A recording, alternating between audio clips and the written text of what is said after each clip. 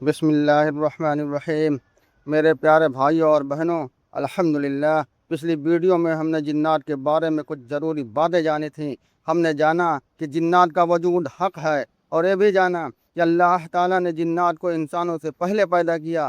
ہم نے یہ بھی سمجھا کہ جنات عام طور پر ہمیں دکھائی نہیں دیتے، لیکن آج کا سوال بہت اہم ہے۔ کیا جنات انسان کو نقصان پہنچا سکتے ہیں؟ یا کسی انسان کی پریشانی کے پیچھے جن کا اثر ہو سکتا ہے؟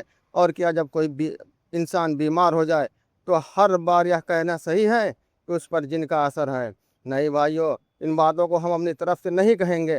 ہم دیکھیں گے کہ قرآن کیا کہتا ہے، نبی کریم صلی اللہ علیہ وسلم کی صحیح حدیث کیا کہتی ہے، اور ہمارے بھروسے مند علماء اس بارے میں کیا سمجھاتے ہیں۔ اگر کبھی ہمیں ڈر لگے یا کسی نقصان کا اندیشہ ہو تو اسلام ہمیں کیا کرنے کی تعلیم دیتا ہے۔ آج کی اس ویڈیو میں ہم ان سبھی باتوں کو بہت آسان زبان میں دلیل اور حوالے کے ساتھ سمجھیں گے۔ تو آئیے بھائیو، بنا ڈر اور بنا وہم کے قرآن اور صحیح سنت کی روشنی میں اس بات کو سمجھتے ہیں۔ سب سے پہلے ایک بہت ضروری بات، میرے پیارے بھائیوں اور بہنوں، سب سے پہلے اس بات کو اپنے دل میں اچھی طرح بٹھا لیجئے۔ نقصان پہنچانے کی اصلی طاقت کسی جن یا شیطان کے پاس نہیں ہے، اصل طاقت صرف اللہ تعالیٰ کے پاس ہے۔ کوئی جن ہو، کوئی شیطان ہو یا کوئی انسان، اللہ کی اجازت کے بنا کوئی بھی ہمیں نقصان نہیں پہنچا سکتا۔ اس لیے بھائیو، ہمیں جن اور شیطان سے ڈرنے کے بجائے اپنے اللہ پر بھروسہ رکھنا چاہیے، کیونکہ نقصان اور فائدہ دونوں اللہ کے ہاتھ میں ہے۔ یہی ایک مسلمان کا ایمان ہے، اور یہی بھروسہ ہمارے دل کو مضبوط کرتا ہے۔ اللہ تعالیٰ سورہ الاعراف آیت نمبر 102 میں جادو کا ذکر فرماتے ہیں۔ اس آیت میں بتایا گیا ہے کہ کچھ لوگ ایسی چیزیں سیکھتے تھے جن سے میاں اور بیوی کے بیچ جدائی پیدا کی جا سکتی تھی، لیکن اس کے بعد اللہ تعالیٰ بہت اہم بات فرماتے ہیں کہ وہ کسی کو بھی نقصان نہیں پہنچا سکتے مگر اللہ تعالیٰ کی اجازت سے۔ میرے بھائیوں، اس میں ہمیں دو باتیں سمجھ آتی ہیں۔ پہلی بات، جادو اور اس کے نقصان کا وجود قرآن سے ثابت ہے، اور دوسری بات، اس کا اثر بھی اللہ کی اجازت کے بنا نہیں ہو سکتا۔ اس لیے ہمیں جن جادو سے ڈرنے کے بجائے اللہ پر بھروسہ کرنا چاہیے، ان سے مدد مانگنی چاہیے، ان سے پناہ مانگنی چاہیے، اور یقین رکھیے کہ اللہ کی اجازت کے بنا کوئی آپ کو نقصان نہیں پہنچا سکتا۔ یہی اس آیت کی بہت بڑی سیکھ ہے۔ قرآن میں حضرت ایوب علیہ السلام کا بھی ذکر آتا ہے۔ اللہ تعالیٰ فرماتے ہیں کہ ایوب علیہ السلام نے اپنے رب سے کہا، مجھے شیطان نے تکلیف اور پریشانی پہنچائی ہے۔ سورہ صاد آیت نمبر 41 میں ہے، یعنی قرآن میں شیطان سے جڑی تکلیف کا ذکر ملتا ہے۔ لیکن یہاں بھی ایک بات سمجھنا بہت ضروری ہے۔ اس آیت کو دیکھ کر یہ کہنا صحیح نہیں کہ ہر بیماری شیطان کی وجہ سے ہوتی ہے۔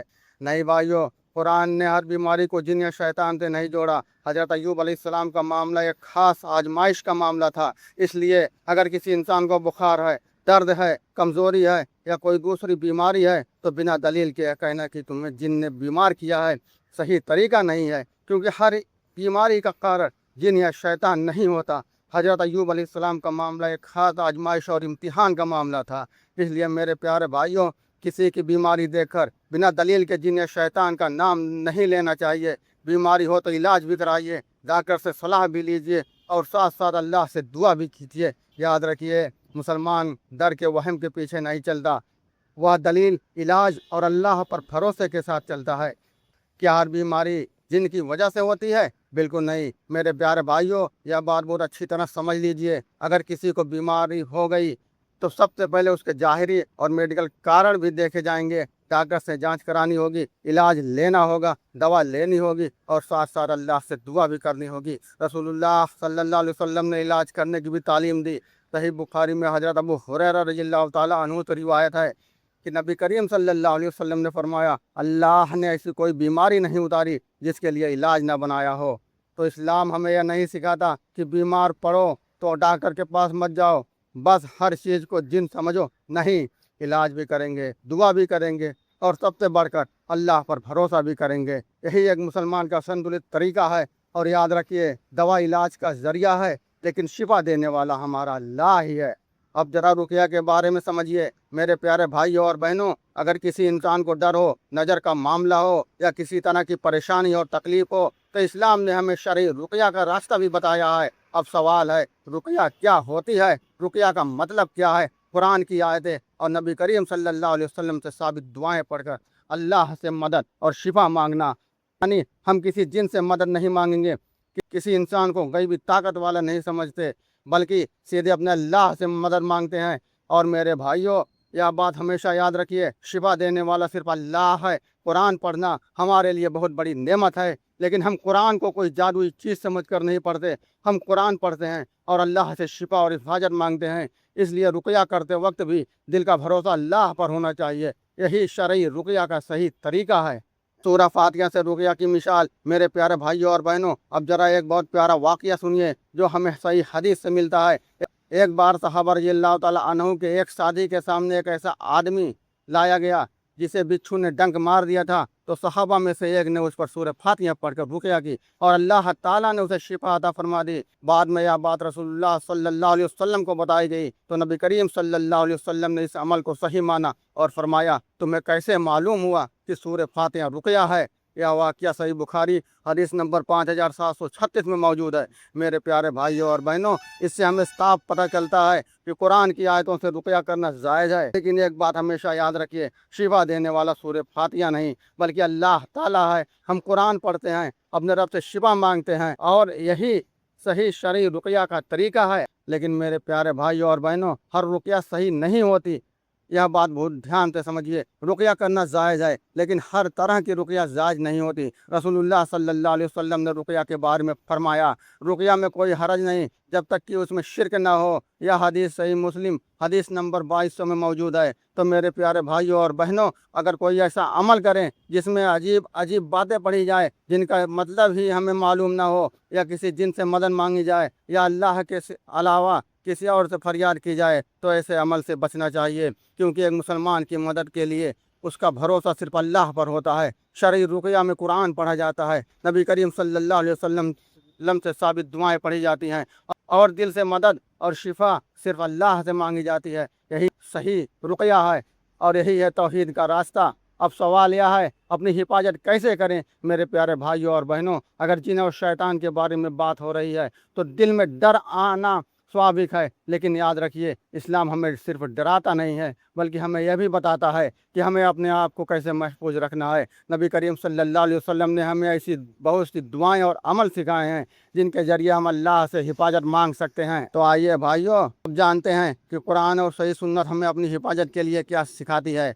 सबसे पहली चीज़, अल्लाह का जिक्र। मेरे प्यारे भाइयों और बहनों, अपनी हिफाजत के लिए सबसे बड़ी चीज़ है अल्लाह को याद करना। जब इंसान अपने रब को याद करता है, उसका दिल अल्लाह से जुड़ा रहता है और शैतान के वसवसे से बचने में मदद मिलती है। इसीलिए हम सूरह नास में अल्लाह से पनाह मांगते हैं उस शैतान के सर से जो इंसान के दिल में तरह तरह के वसवसे डालता है। अल्लाह ताला हमें सिखाते हैं कि हम अपने रब की पनाह लें, उसके सामने मदद मांगें और अपने दिल को उसके जिक्र से मजबूत रखें। मेरे भाइयों, शैतान हमें डराए, वहम डाले या दिल में बुरे ख्याल डाले तो घबराइए नहीं, अपने अल्लाह को याद कीजिए, उससे पनाह मांगिए और अपने दिल में यह यकीन रखिए कि हमारा रब हमारे साथ है। इसलिए अल्लाह का जिक्र करते रहिए और उसी से मदद मांगते रहिए। सोने से पहले आयतल कुर्सी पढ़िए। मेरे प्यारे भाइयों और बहनों, अपनी हिफाजत के लिए एक बहुत अहम अमल है सोने से पहले आयतल कुर्सी पढ़ना।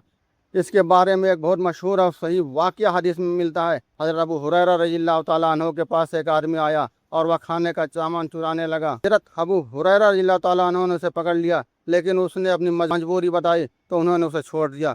जब यह बात रसूलुल्लाह सल्लल्लाहु अलैहि वसल्लम को बताई गई तो नबी करीम सल्लल्लाहु अलैहि वसल्लम ने फरमाया कि वह झूठा है, लेकिन इस बार उसने तुमसे सच कहा है। उसने बताया था कि जो इंसान सोने से पहले आयतल कुर्सी पढ़ ले तो अल्लाह की तरफ से उसकी हिफाजत होती रहती है और सुबह तक शैतान उसके करीब नहीं आता। और नबी करीम सल्लल्लाहु अलैहि वसल्लम ने इस बात की तस्दीक भी फरमाई कि उसने इस बात में सच कहा था जबकि वह झूठा है।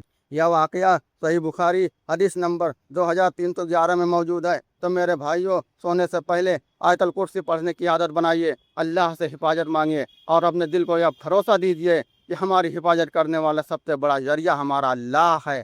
सूरह इखलास, फलक और नास। मेरे प्यारे भाइयों और बहनों, नबी करीम सल्लल्लाहु अलैहि वसल्लम ने हमें सोने से पहले हिफाजत का एक बहुत बहुत प्यारा अमल भी सिखाया है। आप सल्लल्लाहु अलैहि वसल्लम रात को सोने से पहले सूरह इखलास, सूरह फलक और सूरह नास पढ़ते थे। फिर अपने दोनों हाथों पर हल्की सी फूंक करते اور اپنے ہاتھوں کو پورے جسم پر پھیل لیتے۔ اور بھائیوں، نبی کریم صلی اللہ علیہ وسلم یہ عمل 3 بار کرتے تھے۔ یہ بات صحیح بخاری حدیث نمبر 5017 میں موجود ہے۔ تو میرے پیارے بھائیوں، اگر ہم بھی اس طرح سنت پر عمل کریں اور ہر رات سونے سے پہلے ان تینوں صورتوں کو پڑھیں اور نبی کریم صلی اللہ علیہ وسلم کے بتائے ہوئے طریقے سے اپنے اوپر ہاتھ پھیریں، تو یہ ہمارے لیے اللہ کی حفاظت مانگنے کا بہت پیارا عمل ہے۔ اس لیے اسے اپنی روز کی زندگی کا حصہ بنائیے اور سونے سے پہلے اپنے رب کو یاد کرنا مت بھولیے۔ میرے پیارے بھائیوں اور بہنوں، اپنے گھر میں بھی اللہ کا ذکر قرآن کی تلاوت کرتے رہنا چاہیے، کیونکہ جس گھر میں اللہ کو یاد کیا جاتا ہے وہاں دلوں کو سکون بھی ملتا ہے اور انسان اپنے رب کے قریب بھی رہتا ہے۔ اور میرے بھائیوں، رات کو سونے سے پہلے سورہ البقرہ کی آخری 2 آیتیں پڑھنے کی بھی بڑی فضیلت حدیث میں آتی ہے۔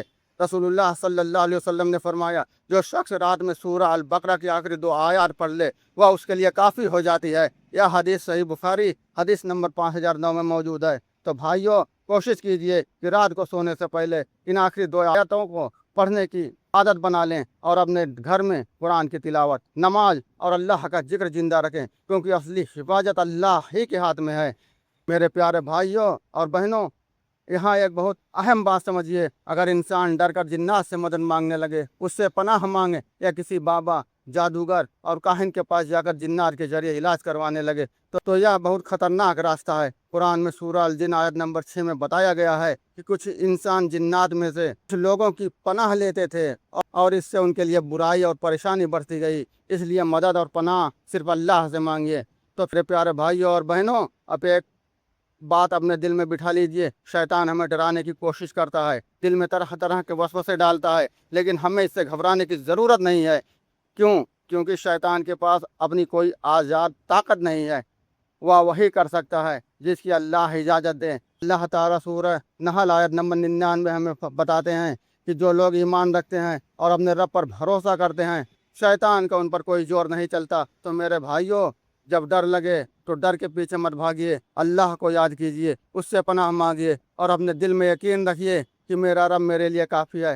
شیطان چاہے جتنا ڈرائے، ایک مومن کا بھروسہ اپنے اللہ پر ہونا چاہیے۔ ایک بات یاد رکھیے میرے پیارے بھائیوں اور بہنوں، اللہ تعالیٰ سورہ الاسراء آیت نمبر 65 میں شیطان سے فرماتے ہیں، میرے بندوں پر تیرا کوئی ادھیکار نہیں ہے۔ یعنی بھائیوں، شیطان ہمیں ڈرانے کی کوشش کر سکتا ہے، دل میں وسوسے ڈال سکتا ہے، لیکن وہ ہمارے اوپر اپنی مرضی نہیں چلا سکتا۔ اس لیے شیطان سے ڈر کر کمزور مت پڑیے، اور جب ڈر لگے تو اپنے رب کو یاد کیجئے، اس سے پناہ مانگیے اور دل میں بھروسہ رکھیے کہ اللہ ہمارے لیے کافی ہے۔ میرے بھائیوں، ہمیں شیطان سے زیادہ اپنے رب پر بھروسہ رکھنا چاہیے، یہی ایک مومن کی طاقت ہے۔ تو کیا جن انسان کو نقصان پہنچا سکتے ہیں؟ میرے پیارے بھائیوں اور بہنوں، اب تک ہم نے جو باتیں سمجھی انہیں ایک ساتھ جوڑ کر دیکھتے ہیں تو سوال یہ ہے، کیا جنات انسان کو نقصان پہنچا سکتے ہیں؟ دیکھیے بھائیوں، قرآن اور صحیح حدیث سے یہ بات معلوم ہوتی ہے کہ شیطان اور جن کی طرف سے کچھ طرح کی تکلیف، نقصان کا ہونا ممکن ہے۔ قرآن میں جادو کے نقصان کا ذکر آیا ہے اور کچھ جگہ شیطان کی طرف سے پہنچنے والی تکلیف کا بھی ذکر ملتا ہے، لیکن ایک بات ہمیشہ یاد رکھیے، کوئی جن یا شیطان اپنی مرضی سے کسی کو نقصان نہیں پہنچا سکتا، سب کچھ اللہ کی اجازت سے ہوتا ہے۔ اس لیے بھائیوں، جن کے نام سے ڈر کر پریشان نہیں ہونا چاہیے، ڈرنا نہیں ہے، اللہ پر بھروسہ رکھنا ہے اور کسی بھی پریشانی میں قرآن، صحیح سنت اور صحیح علاج کا راستہ اپنانا ہے۔ یہی ایک مسلمان کا صحیح طریقہ ہے۔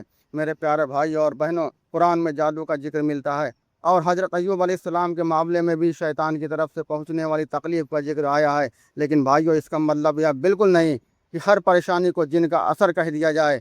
کسی کو بیماری ہو گئی ہو، یہ ضروری نہیں کہ جن کی وجہ سے ہو۔ کسی کو مانسک پریشانی ہے تو یہ بھی ضروری نہیں کہ جن کا معاملہ ہو، گھر میں جھگڑا ہو گیا ہو تو ہر بار اس کے پیچھے جن کو ذمہ دار نہیں ٹھہرایا جا سکتا۔ اور اگر کوئی عجیب گھٹنا ہو جائے تو اسے بھی فوراً جن نہیں کہا جا سکتا، کیونکہ دین میں کوئی بات صرف اندازے سے نہیں کہی جاتی۔ میرے پیارے بھائیوں اور بہنوں، اگر کسی کو جن سے جوڑنا ہے تو اس کے لیے صحیح دلیل چاہیے۔ اس لیے جہاں دلیل ہے وہاں بات مانیں گے، اور جہاں دلیل نہیں وہاں کہیں گے اللہ ہی بہتر جانتا ہے۔ یہی ہے قرآن اور صحیح سنت کا سنتلت راستہ۔ میرے پیارے بھائیوں اور بہنوں، آئیے آخر میں اپنے رب سے دعا کرتے ہیں، یا اللہ، ہمارے دلوں سے ہر بے وجہ کا ڈر، ہر وہم دور فرما، ہمیں اپنے اوپر مضبوط بھروسہ عطا فرما، ہمیں ہر شر اور برائی سے محفوظ رکھ، ہمیں صحیح علم عطا فرما اور قرآن اور صحیح سنت کو سمجھنے اور اس پر عمل کرنے کی توفیق دے۔ جو بیمار انہیں شفا کاملہ عطا فرما، और हम सब की ईमान जान और घर की हिफाजत फरमा। आमीन या रब्बल आलमीन। मेरे प्यारे भाइयों और बहनों, अगर आपको कुरान, सही हदीस और सुन्नत की रोशनी में आसान इस्लामी इल्म पसंद आता हो तो हमारे चैनल आरिफ इस्लामिक हब को ज़रूर सब्सक्राइब कीजिए। अगर वीडियो आपको फ़ायदेमंद लगी हो तो लाइक कर दीजिए और कमेंट में अपनी राय ज़रूर बताइए। और भाइयों, इस वीडियो को अपने दोस्तों और परिवार के साथ भी शेयर कीजिए ताकि सही भरोसेमंद इस्लामी इल्म ज़्यादा से ज़्यादा लोगों तक पहुँच सके। अल्लाह ताला हम सबको सही इल्म सीखने और उस पर अमल करने की तौफीक अता फरमा।